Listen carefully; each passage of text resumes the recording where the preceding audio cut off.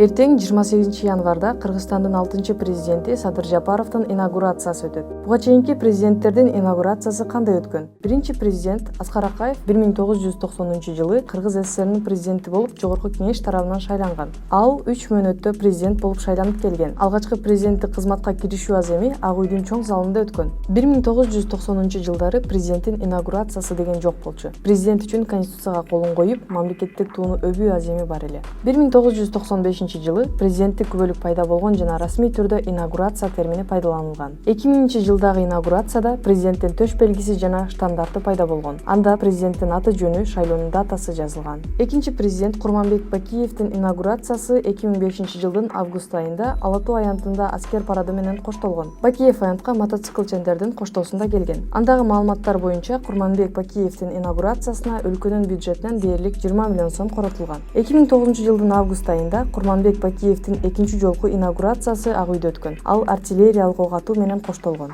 2010-жылы 7 апрелдеги элдик толкундоолордон кийин Курманбек Бакиев президенттиктен отставкага кетип, Беларустан башпаанелик сураган.